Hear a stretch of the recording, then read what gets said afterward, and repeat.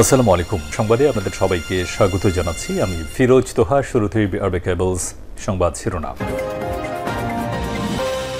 বাংলাদেশের সর্বশেষ গুরুত্বপূর্ণ আপডেট সংবাদে আপনাকে স্বাগত। শুরুতেই সংবাদ শিরোনাম, পরে বিস্তারিত।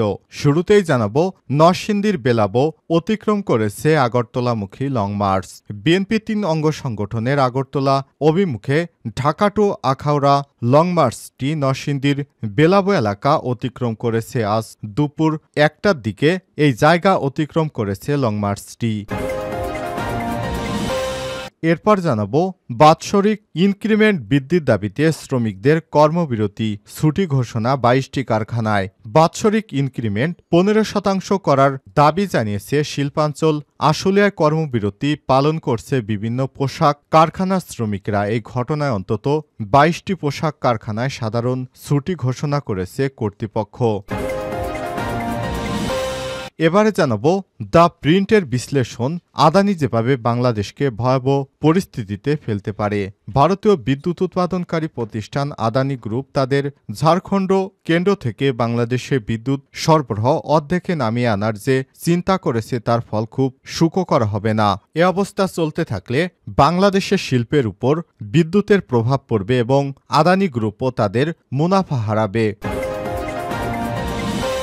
জানাবো, ফেব্রুয়ারির মধ্যেই দেশে ফিরতে পারেন তারেক রহমান।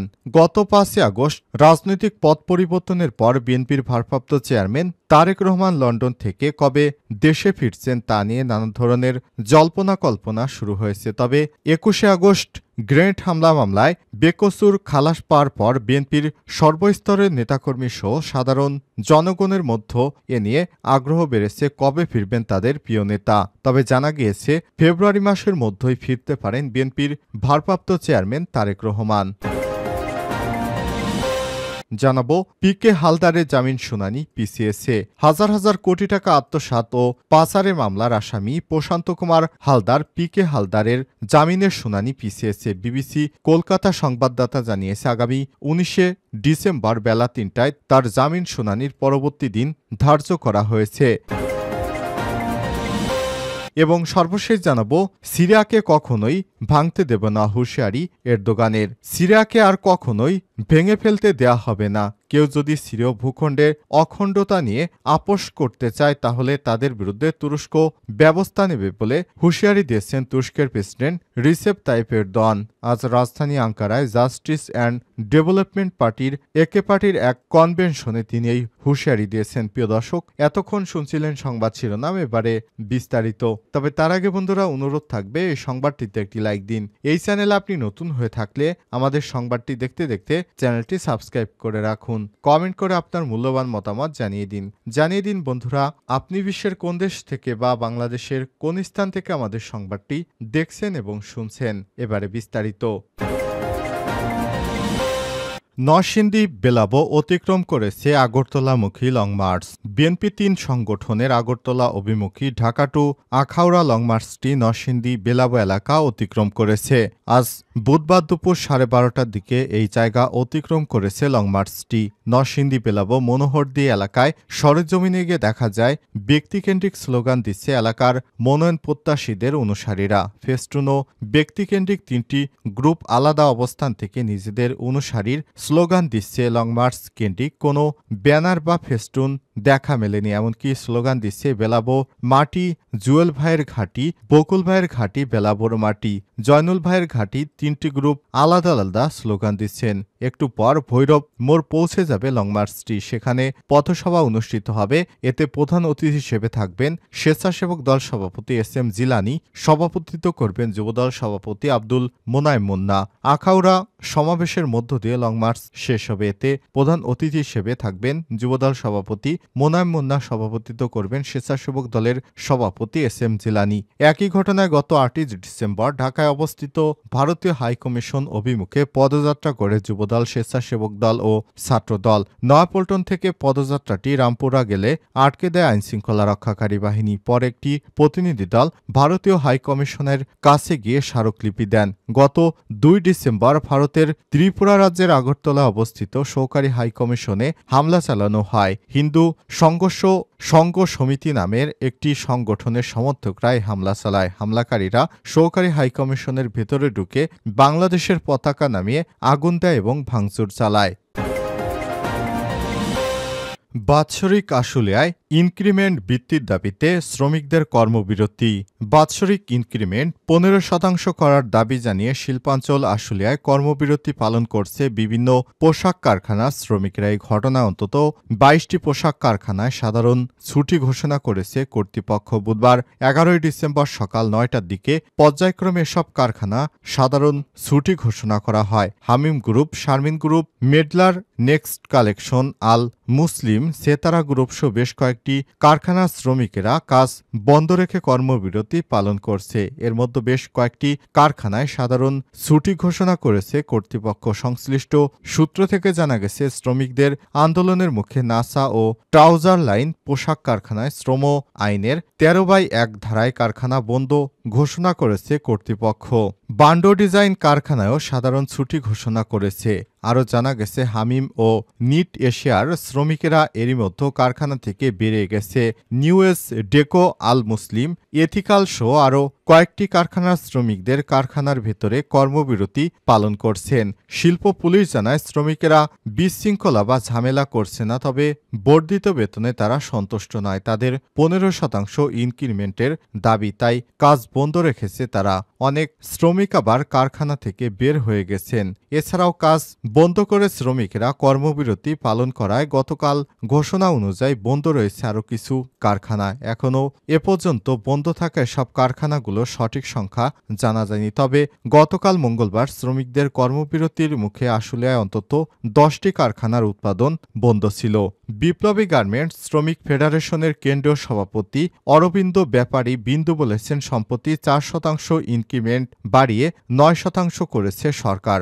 বছরের শুরুতে এই ইনক্রিমেন্ট পাবে বলে জানা গেছে। সেজন্য শ্রমিকদের উচিত হবে কলের চাকা সচল রাখা এবং তৃতীয় পক্ষ কারো ফাঁদে পা না দেয় এবং দেশের পারিপার্শ্বিক অবস্থা চিন্তা করে উৎপাদন অব্যাহত রেখে দেশের অর্থনীতিতে অবদান রাখা। যদি কোনো শ্রমিক উস্কানির ফাঁদে পা দেয়, তাহলে সেই দায়িত্ব তার নিজেরই নিতে হবে।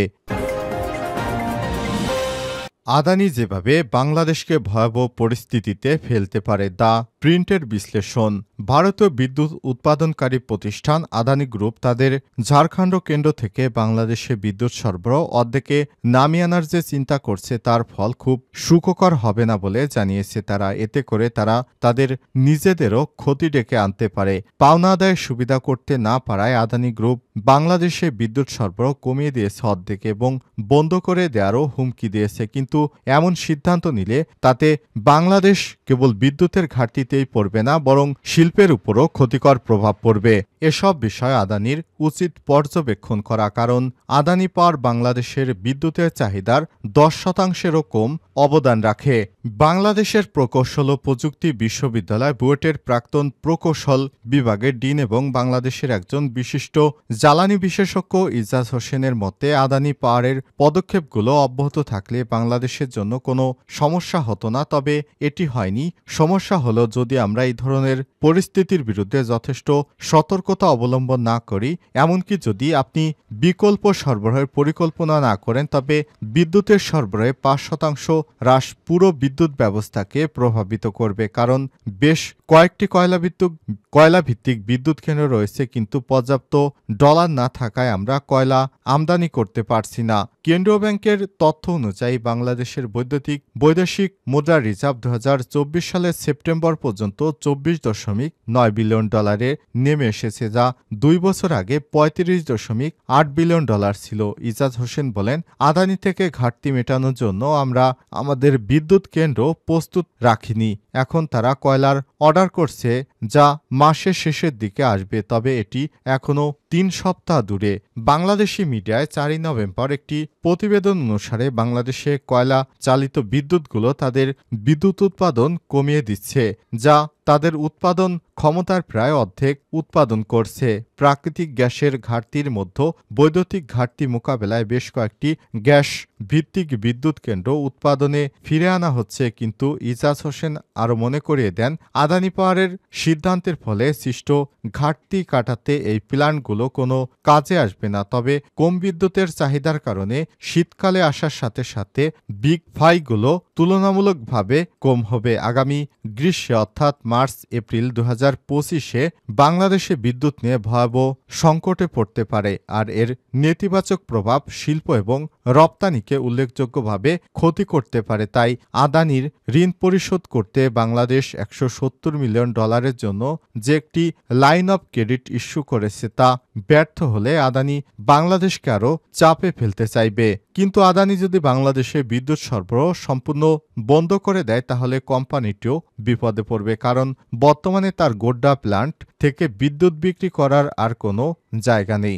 বাংলাদেশ শুধুমাত্র ভারত থেকে বিদ্যুৎ আমদানি করে, যার মধ্যে গোড্ডায় আদানি গ্রুপের ঝাড়খণ্ড প্ল্যান্ট থেকে বেশিরভাগ বিদ্যুৎ বাংলাদেশে রপ্তানি হয়। এই অতি সমালোচনামূলক তাপবিদ্যুৎ কেন্দ্রটিও ভারতে একমাত্র যেখানে এর ক্ষমতার 100% চুক্তিবদ্ধভাবে সরাসরি রপ্তানির সাথে যুক্ত। চুক্তি অনুসারে গোড্ডা প্ল্যান্ট থেকে 25 বছরের জন্য 400 মেগাওয়াট ক্ষমতা বিদ্যুৎ সরবরাহ করার কথা।